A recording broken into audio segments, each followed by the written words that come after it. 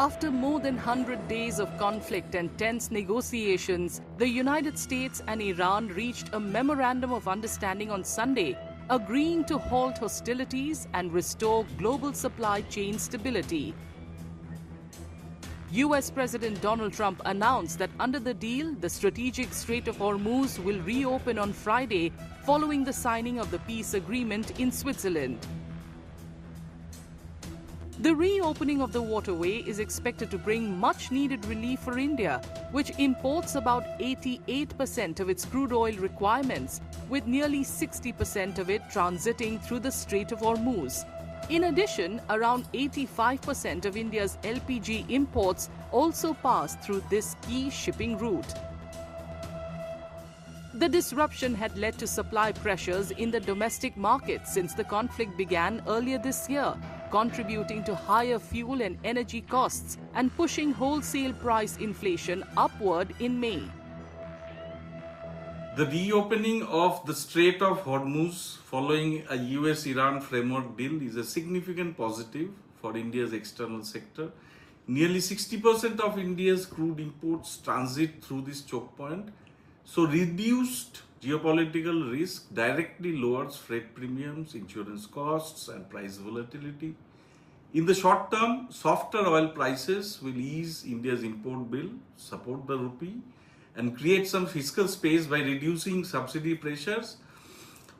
This is particularly important at a time when India is managing the external balances risk amid uncertain global demand.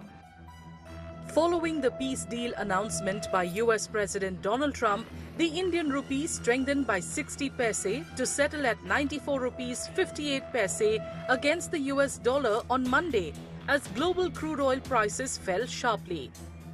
Meanwhile, under the agreement, the United States will also lift its naval restrictions imposed on Iranian ports.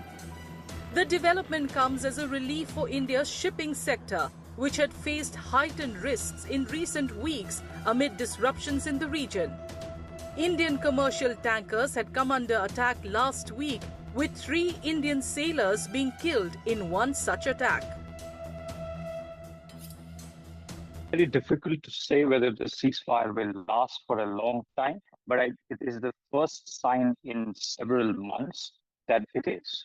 And I think that's why we can say that, there is close to certainty that the attacks on commercial vehicles are going to stop, because I think both the signatories, the Iranians and the United States, have agreed to the fact that they have signed on a paper, albeit virtually, but they have signed on an agreement that they will not shoot.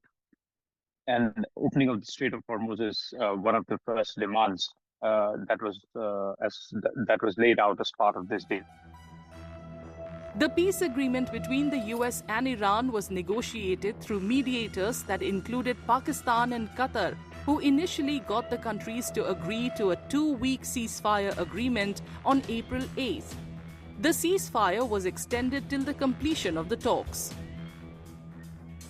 The understanding follows months of escalating tensions and military confrontation after the US and Israel launched attacks on Iran on February 28th that saw Tehran lose several of its top leadership, including the supreme leader Ayatollah Ali Khamenei.